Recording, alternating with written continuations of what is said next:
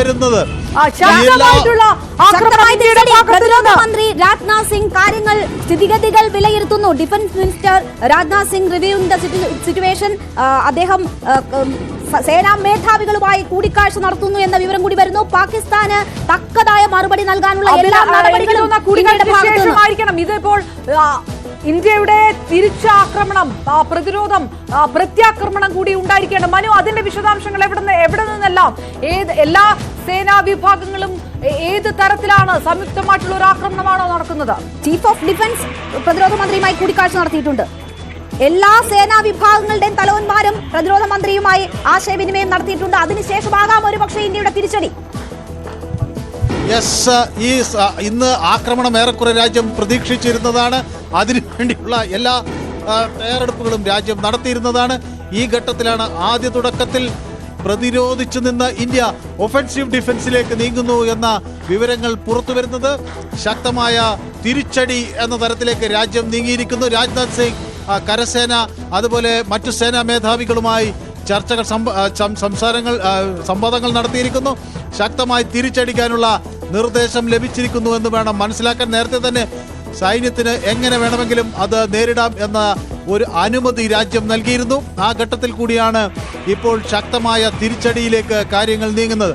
Infantry വിഭാഗവും അതുപോലെ തന്നെ ആർട്ടിലറി വിഭാഗവും ശക്തമായി രംഗത്തേക്ക് ഇറങ്ങുന്നു. സിയാൽകോട്ടാണ് ഇന്ത്യയുടെ ആദ്യ ലക്ഷ്യം. സിയാൽകോട്ട് കേന്ദ്രമാക്കി, പാകിസ്ഥാനിലെ പഞ്ചാബ് പ്രവിശ്യയിലെ സിയാൽകോട്ട് കേന്ദ്രമാക്കിയാണ് ഇന്ത്യ ആദ്യമായി ആക്രമിക്കുന്നത്.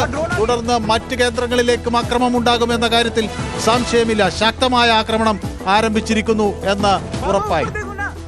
ശക്തമായ തിരിച്ചടി ഇന്ത്യ നൽകുന്നു. പാകിസ്ഥാന്റെ എല്ലാ ആക്രമണ ശ്രമങ്ങളെയും തകർത്തതിന് ശേഷമാണ് ഇന്ത്യ തിരിച്ചടി ആരംഭിച്ചിരിക്കുന്നത്. സിയാൽകോട്ട് ലക്ഷ്യമാക്കിയാണ് ഇന്ത്യയുടെ ആക്രമണ പദ്ധതി എന്ന വിവരം വരുന്നു. അവിടമാണ് ഇന്ത്യ ലക്ഷ്യമിടുന്നത്. എല്ലാ വിധത്തിലുമുള്ള സേനാ വിഭാഗങ്ങളെ അവിടേക്ക് ഒരുമിപ്പിക്കുന്നു. അങ്ങനെ പാകിസ്ഥാന് കനത്ത തിരിച്ചടി നൽകാനുള്ള തയ്യാറെടുപ്പ് സൈന്യം തുടങ്ങിയിരിക്കുന്നു, നടപടികൾ തുടങ്ങിയിരിക്കുന്നു എന്ന വിവരമാണ് വരുന്നത്.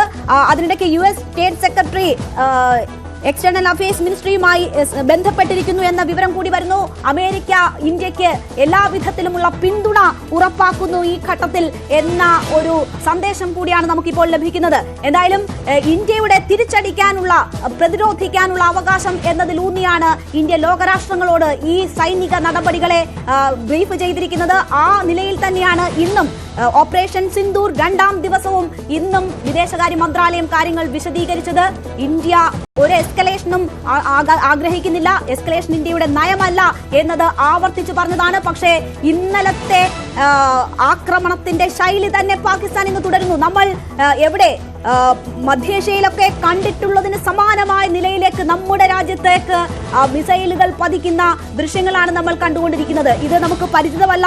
ഇതിനു മുൻപ് ഉണ്ടായിട്ടുള്ള കാലങ്ങളിൽ പോലും പരിചിതമല്ലാത്ത വിധം ജനവാസ മേഖലകൾ ലക്ഷ്യമിട്ട് മിസൈലുകൾ അയക്കുകയായിരുന്നു പാകിസ്ഥാൻ. പക്ഷേ ആ ശ്രമങ്ങളൊക്കെ തടുക്കാൻ ഇന്ത്യക്കായിരിക്കുന്നു. ഇന്ത്യ ഇനി തിരിച്ചടിക്കൊരുങ്ങിയിരിക്കുന്നു എന്നതാണ് നമുക്കിപ്പോൾ ലഭിക്കുന്ന വിവരം. മനു, സിയാൽകോട്ടാണ് ലക്ഷ്യം. സിയാൽകോട്ട് ലക്ഷ്യമിട്ട് ഇന്ത്യയുടെ പദ്ധതി എങ്ങനെ? ഇപ്പോൾ